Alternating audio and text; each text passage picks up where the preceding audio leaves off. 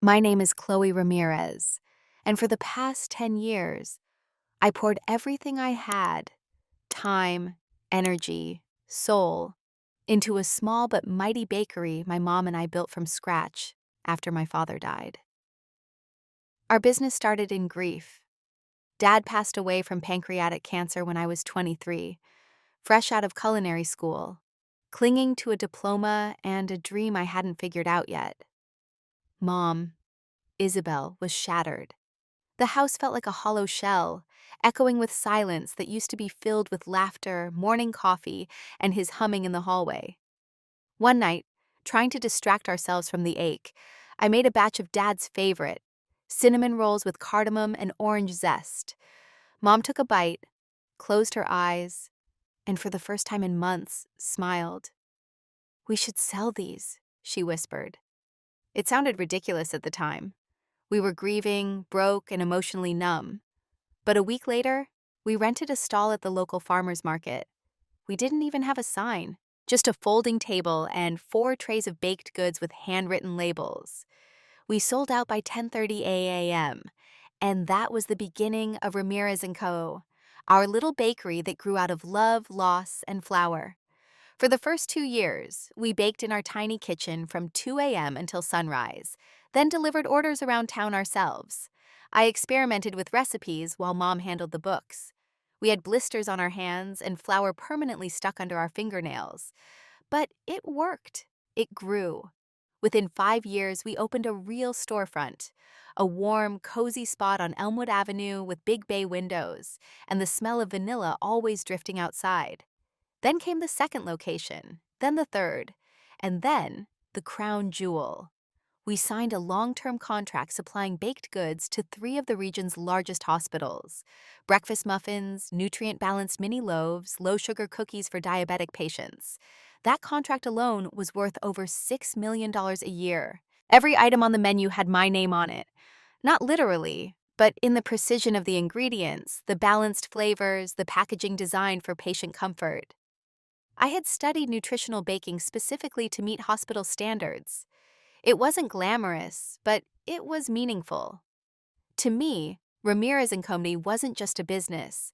It was the child Mom and I raised after Dad died, a living thing that grew with our effort and sacrifice. I turned down corporate offers, TV competitions, even investment deals from foodie venture capitalists because I believed in what we were doing. This was family. This was legacy. But legacy, as I learned, can mean different things to different people.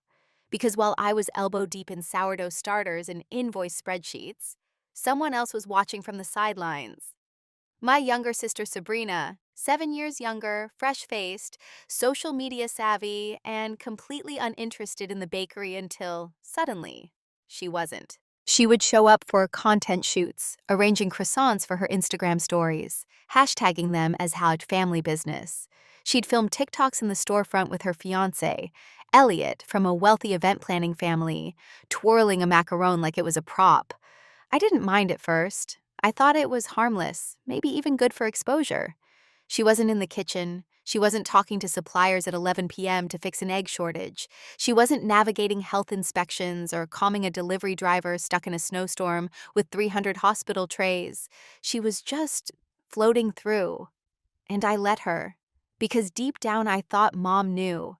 I thought Mom saw what I had done, what I had become, I thought foolishly, that when it came time to talk about the future of Ramirez & Co., there would be no doubt who had earned it. But I was wrong. So painfully, irrevocably wrong. My sister Sabrina was always the golden one. Where I was quiet, she sparkled. Where I worked with my hands, she curated aesthetics. She floated through school with decent grades, a cheer squad of admirers, and a natural talent for making people like her. While I buried myself in culinary labs and hospital nutrition guidelines, she was jetting off to art residencies and posting sunrise photos from Santorini. I didn't envy her. I didn't have time to. But I did wonder sometimes, when Mom's voice softened just a little more with her, or when she'd giggle at Sabrina's offhand comments while brushing past my bakery spreadsheets, if I was somehow less lovable because I didn't shine the same way. Still, I believed we each had our path. Sabrina was a drifter, a dreamer. She went from designing handbags to launching a podcast to planning a wellness retreat that never made it past the logo phase. She'd quit each venture after 6 months and arrive at our house unannounced, plopping herself on the counter of Ramirez and Company like she owned the place. "This place has such a vibe," she'd say, snapping a photo of herself holding an eclair I spent 3 hours perfecting. "Do you think I should pitch it to a lifestyle blog?" I'd smile politely while scrubbing trays behind the counter. That was our dance, me working, her watching. And then she got engaged to Elliot Vance, heir to one of the biggest event planning firms on the West Coast. Suddenly she had business connections. Suddenly she had vision. And Mom? She started to see it. "She's really matured," Mom would say over dinner. "Elliot brings out her serious side." I'd raise an eyebrow. "She posted a TikTok yesterday licking gold foil off a cupcake." Mom chuckled. "She's creative. And besides, we could use a fresher image." There it was, that word again. Fresher. As if what I'd built was old bread, I tried to brush it off. Maybe Mom just wanted to make Sabrina feel included. Maybe she thought it was harmless. And maybe, I told myself, my place in the business was so solid, it didn't need reaffirming. Until one evening, I overheard something that lodged itself deep into my chest like a splinter. I was baking late, well past closing, finishing a custom order for the children's cancer ward. Mom thought I'd gone home. She was on the phone in her office, door ajar, voice low but clear. "No, Chloe's brilliant, of course," she was saying. "But she doesn't think big. Sabrina has ideas. She sees the bigger picture, branding, collaborations, digital expansion. She's the future." She paused, then laughed softly. "Yes, I think she's ready." I didn't sleep that night. I didn't confront Mom either, because confronting someone means you expect them to explain, maybe even apologize. But deep down, I understood something painful and irreversible had shifted. I had given my life to this bakery, but Mom no longer saw me as the future. I began to notice small changes after that. Sabrina started attending weekly meetings, just to observe, she claimed. Then she began offering input, bold and unfiltered. "The packaging is too clinical," she once said, frowning at the labels designed for hospital patients. "What if we made it cuter? Maybe pastel pink?" I nearly dropped my pen. "They're for oncology units, Sabrina, not tea parties." She rolled her eyes. "Ugh, you're so literal." But Mom didn't say anything. She just pursed her lips and scribbled something in her notepad. And then came the day of the company's 10-year anniversary party. A celebration I had spent months planning, sourcing custom desserts, hiring a string quartet, printing photo displays of our growth. The party was beautiful, elegant, nostalgic. Until Mom took the microphone. She thanked everyone for coming. She thanked the staff. She thanked the community. Then, without warning, she smiled at Sabrina, dressed in cream silk, sipping rosé like a debutante, and said, "As we look toward the next decade, I'm proud to announce that Sabrina will be stepping into a leadership role as CEO of Ramirez & Co. The room froze. I felt the blood drain from my face. "And of course," Mom continued, "Chloe will stay on as our creative advisor, ensuring our products retain their quality, while Sabrina leads us into new markets." New markets, new direction, new leadership. My hands were still powdered with flour from that morning. My name was on every recipe in our catalog. My work had built this, my sacrifices had sustained it, and now I was being repositioned like a decorative cake topper. I didn't speak. I didn't cry.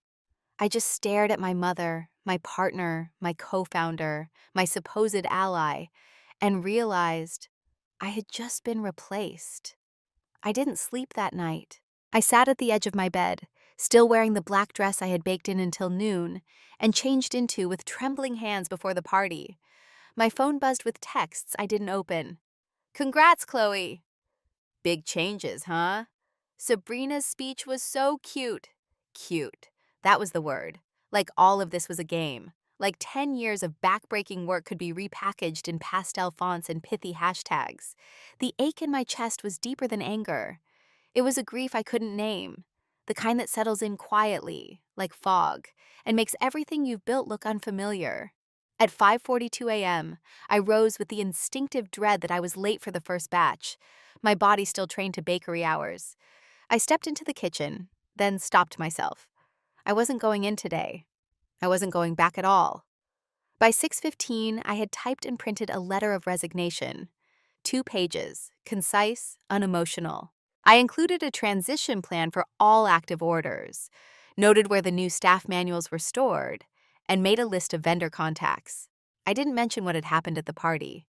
Anyone who was there would understand. Anyone else didn't deserve an explanation. I arrived at the flagship store before sunrise. The smell of warm vanilla and cinnamon greeted me, as always. It almost broke me. But I moved quickly, my movements rehearsed after a decade of repetition. I placed the resignation letter on my mother's office chair. I left my keys in the metal tray where we kept backup oven timers. And then I walked the floor of the bakery one last time. Every surface held a memory: the spot where I burnt my first tray of croissants, the corner where we used to stack fresh milk crates, the chalkboard I hand-lettered every Sunday for the weekly specials. I could still hear my father's voice in the back of my mind.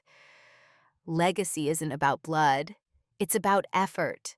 And funny how he understood me more in death than the people alive and standing beside me. At 7:12 a.m., the front door chimed.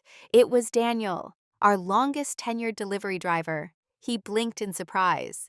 "You're here early." Again.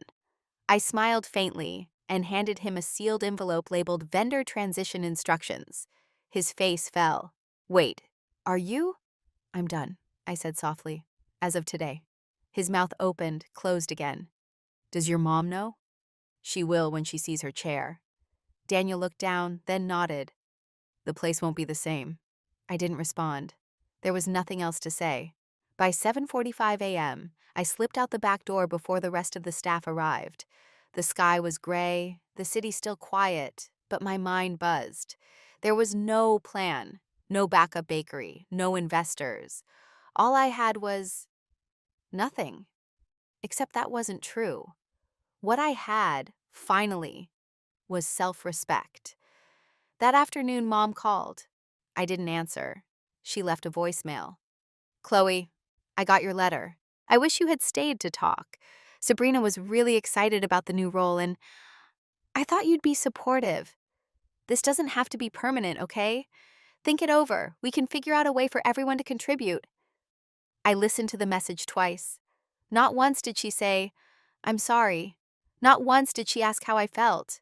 Just more of the same. Bend, yield, make space, for someone who hadn't earned it. Later that evening, I received a text from Luis, the head pastry chef at our second location. "Heard you resigned. Everyone's shaken. Just want you to know, we built this place with you, not her." I stared at the message, fingers hovering. Then I typed, "Thank you. Take care of each other. I'm not coming back." That night, I did something I hadn't done in years. I slept in. No alarms, no emails, no ovens, just silence. But it wasn't hollow this time. It was the kind of silence that precedes something new, something mine. The first week after I left Ramirez and Coyo felt like floating in slow motion. No 3:45 a.m. alarm, no batter to whip, no staff to check in on, no delivery schedules to confirm. For the first time in a decade, my mornings were mine, and I didn't know what to do with them.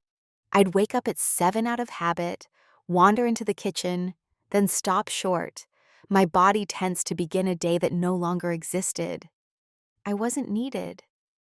No one was waiting for me to open the store, approve a recipe, fix a crisis. The silence I had once longed for now stretched long and thick, heavy with questions. What had I done? I kept asking myself that, not with regret, but with shock.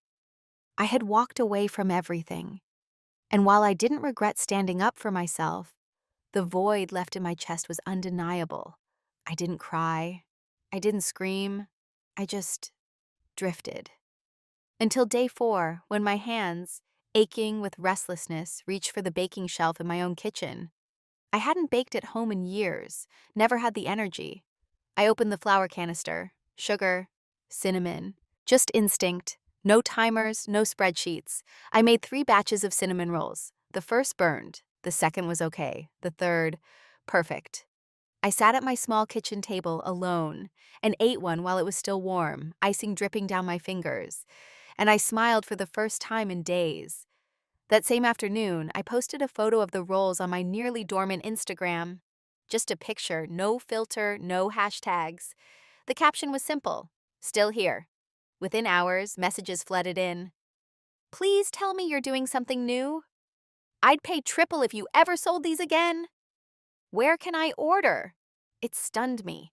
I hadn't posted anything in over a year, yet people remembered, missed it, missed me. The next few days, I heard from vendors, ex-clients, even staff members from the bakery. Some just wanted to check in.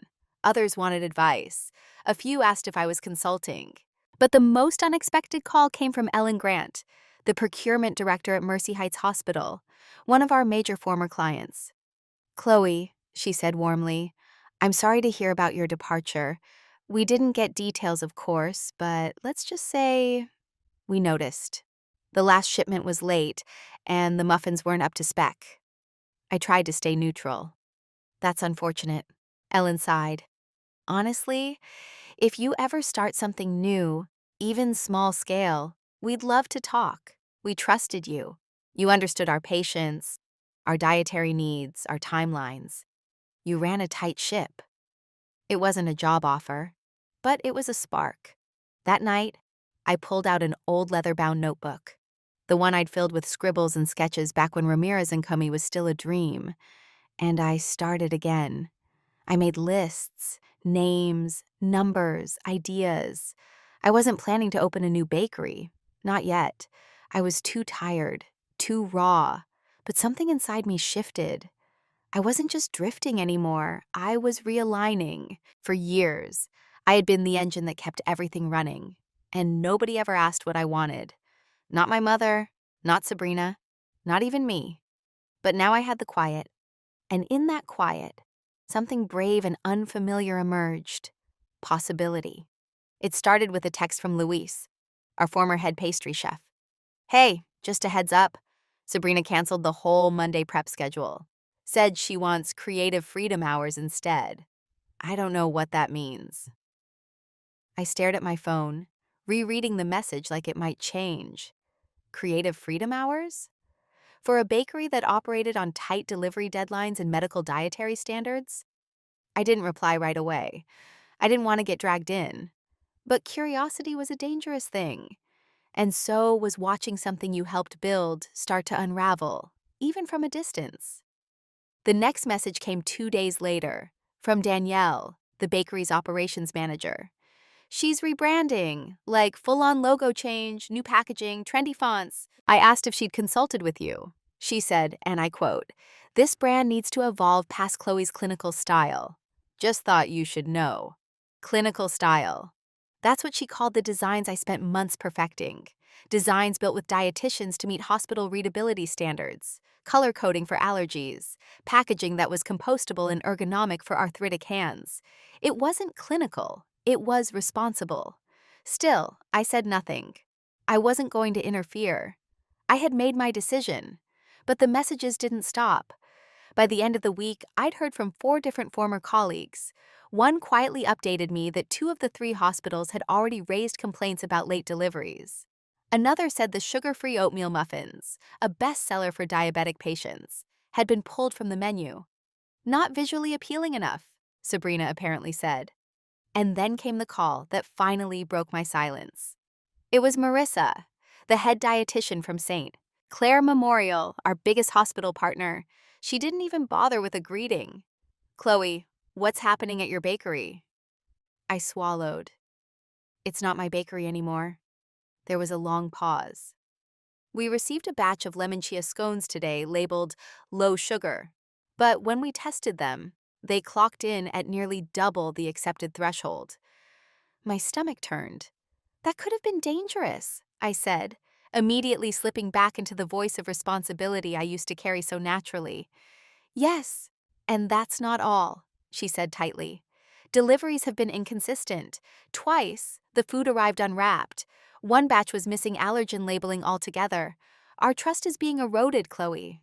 I'm saying this because we've always valued what you built. My heart sank. I had no power to fix it, but I felt responsible all the same. The brand still had my name, my identity. I mumbled a quiet thank you and hung up.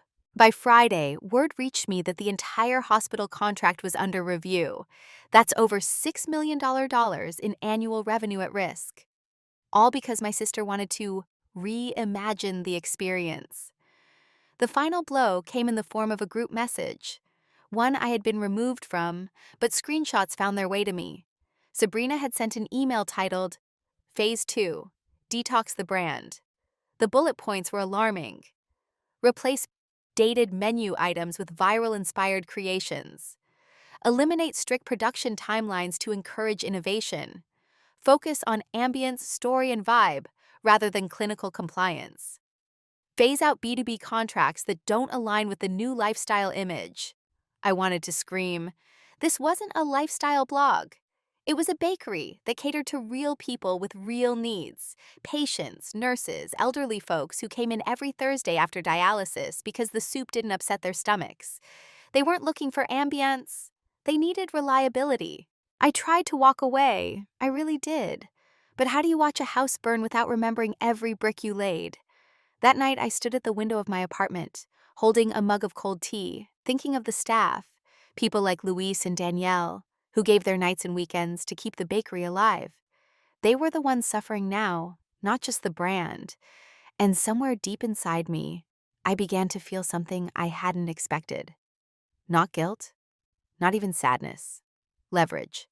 If everything truly collapsed, they'd come calling. And this time, I'd be ready. With conditions. It happened faster than I thought it would. By the second week of Sabrina's visionary leadership, Mercy Heights Hospital terminated their contract. No public drama, just a quiet letter of withdrawal citing repeated failure to meet delivery and quality expectations. I saw the news not from a press release or a formal message, but from a screenshot forwarded to me by Danielle, timestamped 9:42 a.m. Ew. They're pulling out, Chloe. We're panicking. Sabrina's in denial. And your mom, she hasn't said a word all day. I stared at the image for a long time, unable to move. My throat tightened, not in glee, not in revenge, in pure, bitter sorrow. Because this was avoidable. Mercy Heights wasn't just a client. They were the first hospital to take a chance on us when we were still printing labels at home and sealing packages by hand. I remembered sitting across from their procurement team 10 years ago, clutching my folder of nutrition charts and pitch slides, praying they'd trust us. And now, all that trust had been tossed aside for Instagrammable aesthetics and gut-driven branding decisions.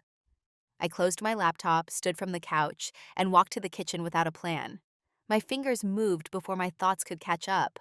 I started baking.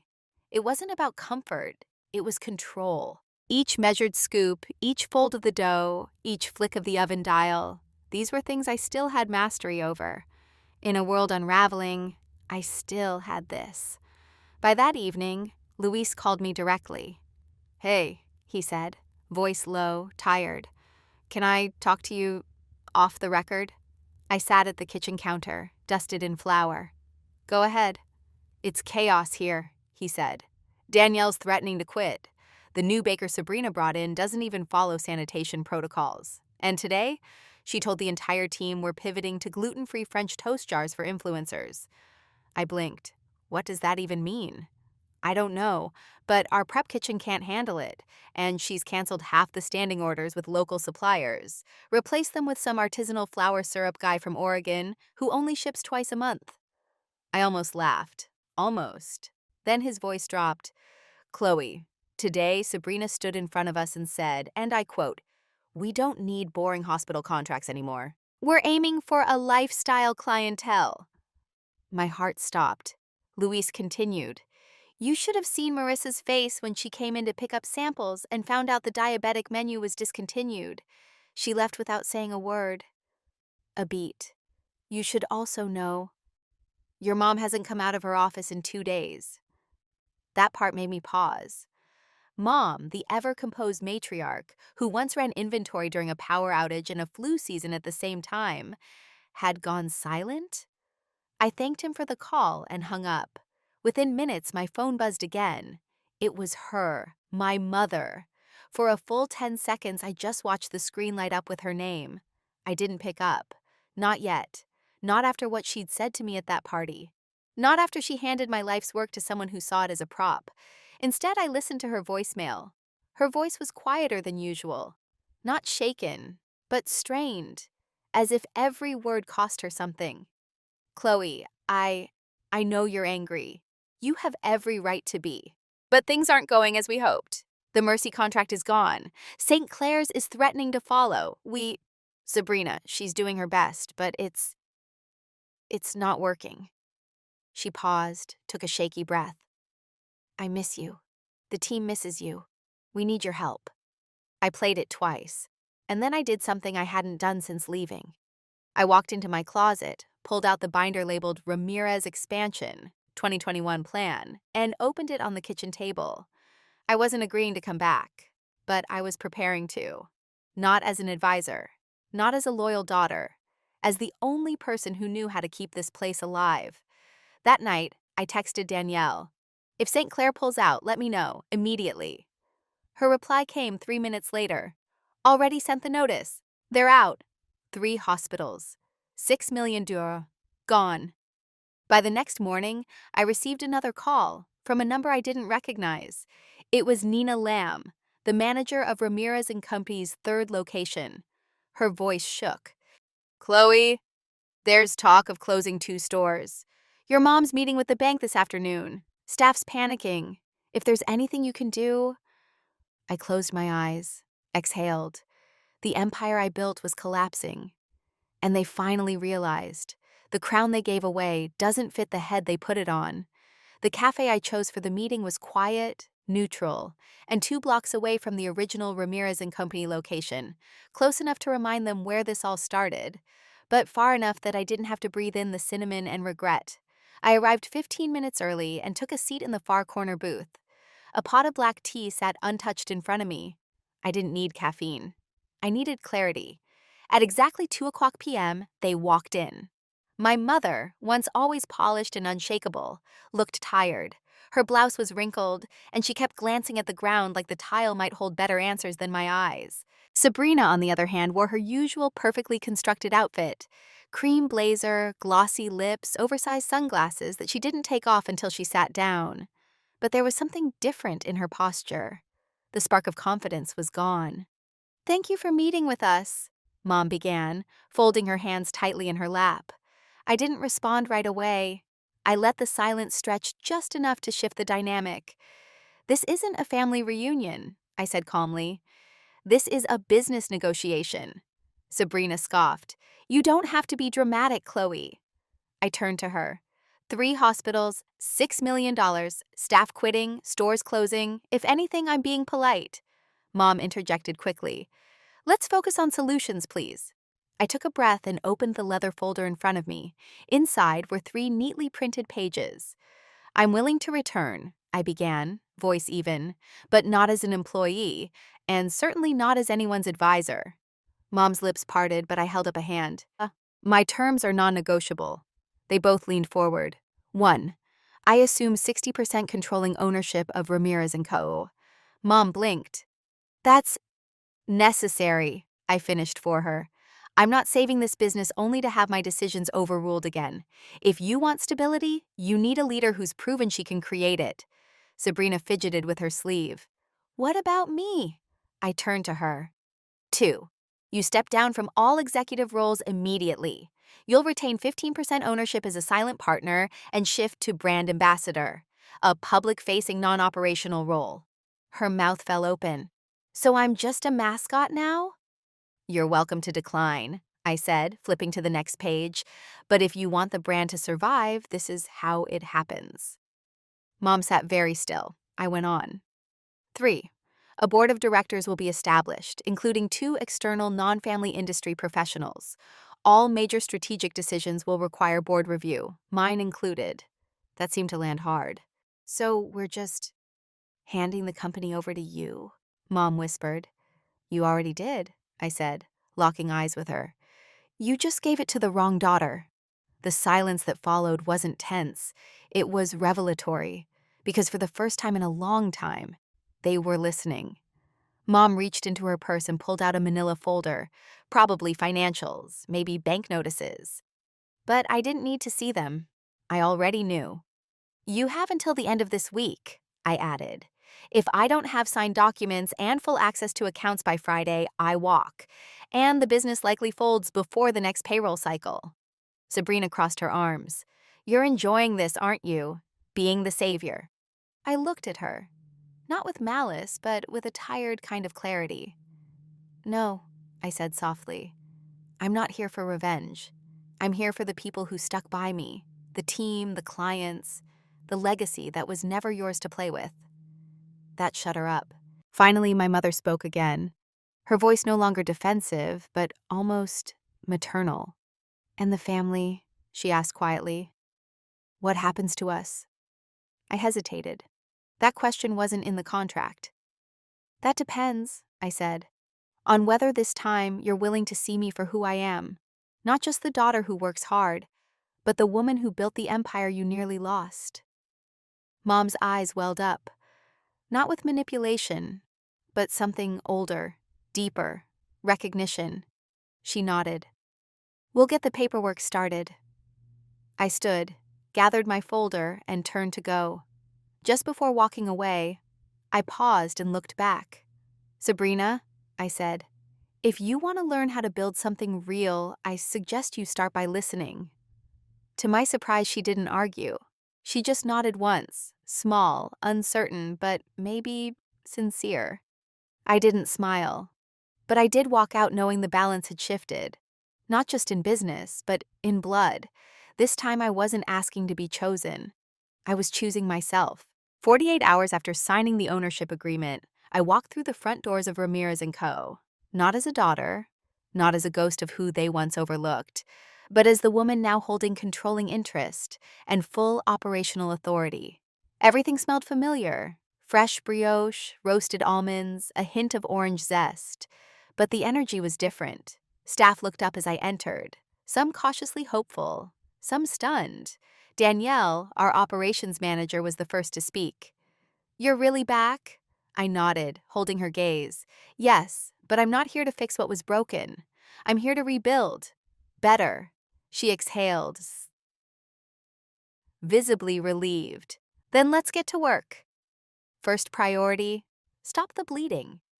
I scheduled a private call with Ellen Grant from Mercy Heights Hospital that same afternoon. She answered on the first ring. Chloe, I was hoping you'd reach out. I'd like to propose a restructured pilot program, I said. 3-week probation. We restore original menu items, reintroduce hospital-specific packaging, and offer daily status reporting. If you're satisfied, we renegotiate the full contract. She paused. You always were direct. Because lives are impacted by what we do, I replied. I never forgot that. I hope you haven't either. Her voice softened. Email me the terms. You've got a shot. By the next morning, I'd also reached out to St. Clair and Regional Methodist, the other 2 hospitals we had lost. Using the same approach, I crafted a win-back strategy, short-term pilot runs, performance guarantees, and a full audit of our nutritional protocols, which I personally oversaw. Second priority, stabilize the team. At 9:00 a.m., I called an all-hands meeting, mandatory. No more cryptic memos or fluffy mission statements. I stood in front of the kitchen whiteboard in a flower-streaked apron, sleeves rolled up. I'm not here to offer inspiration, I began. I'm here to offer clarity. I laid it out. Sabrina is no longer involved in daily operations. Ramirez & Company is returning to its original mission, reliable, nutritious, high-quality baked goods for real people. We will restore structure, consistency, and pride. No one will lose their job if they show up and do the work. There was a long silence. Then Luis raised a hand. Are we allowed to say thank God? Laughter broke the tension. The team clapped. Some even smiled.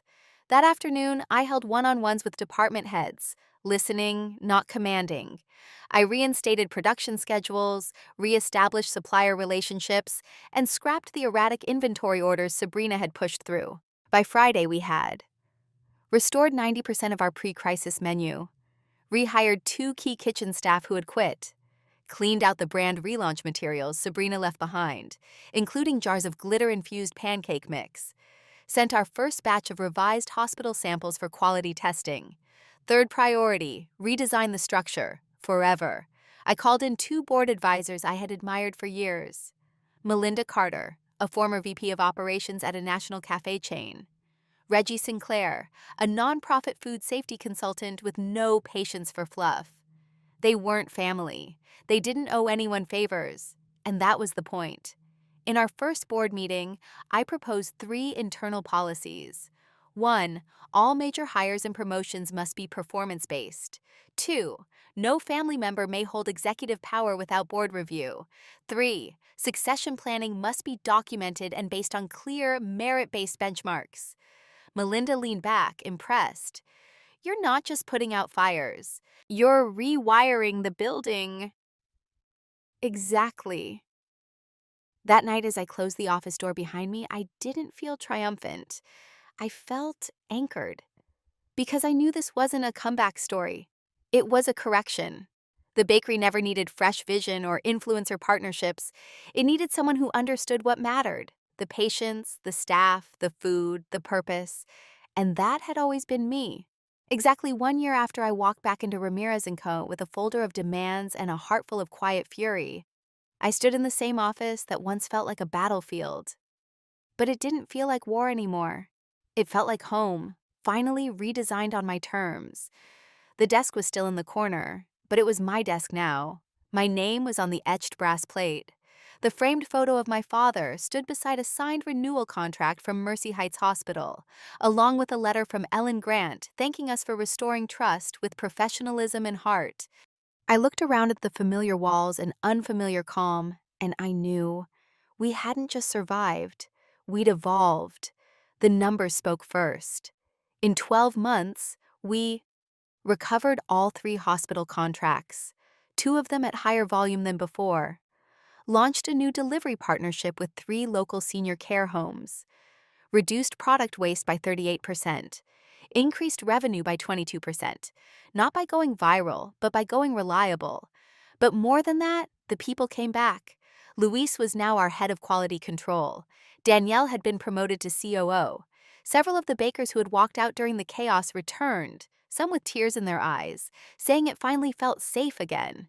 We introduced a new line of low-sugar, soft-texture snacks for oncology units, designed in collaboration with dietitians and patients. And we didn't advertise them with flashy videos.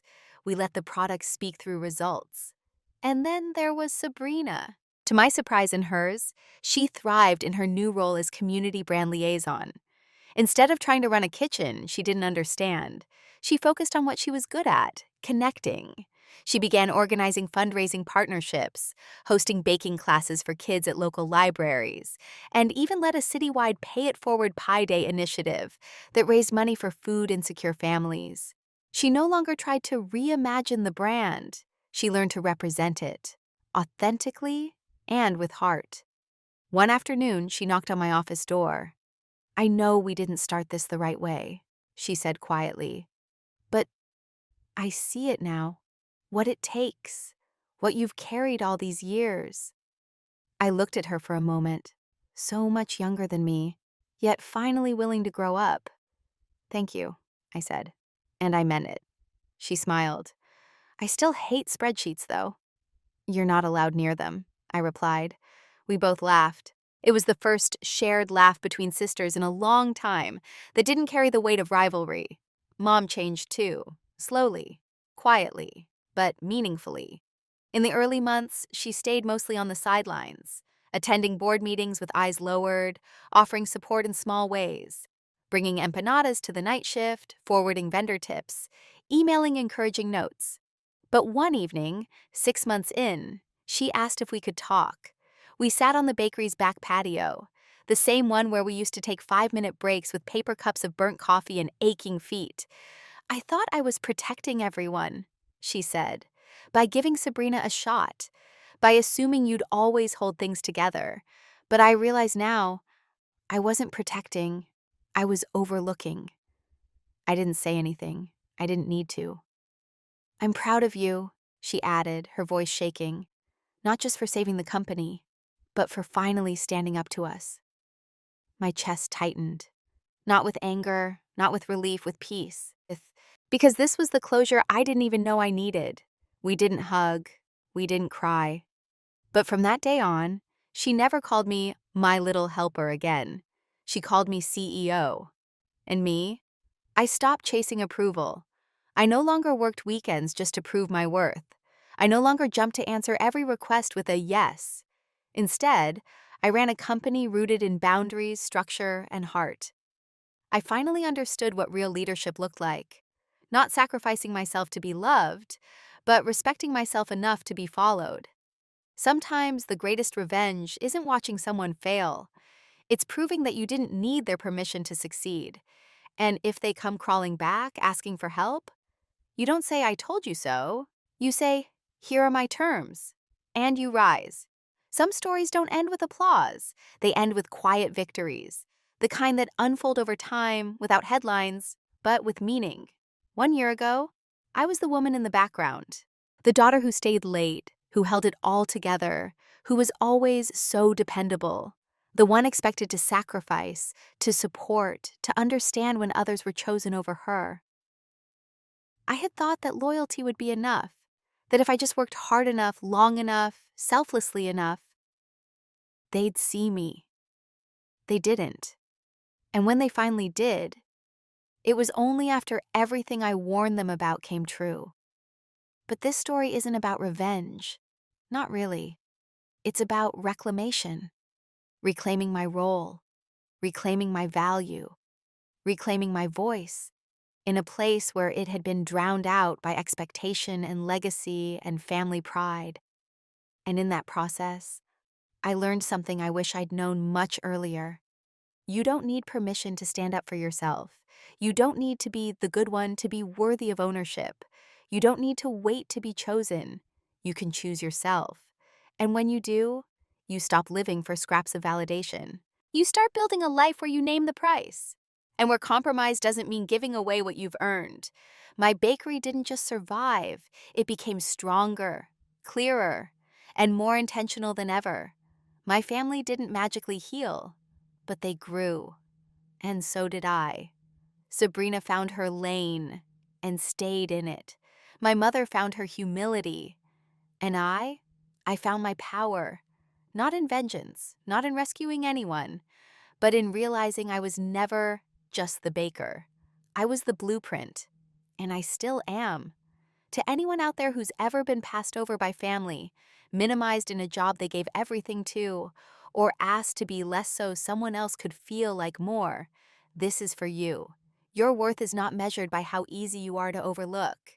Your strength is not in staying quiet, and your future doesn't belong to those who failed to see you. It belongs to you. Sometimes the hardest part isn't walking away. It's knowing that when they come back, you won't come running. You'll be waiting, with your boundaries intact, your worth unshaken, and your terms written in bold. And this time, you sign their name at the bottom.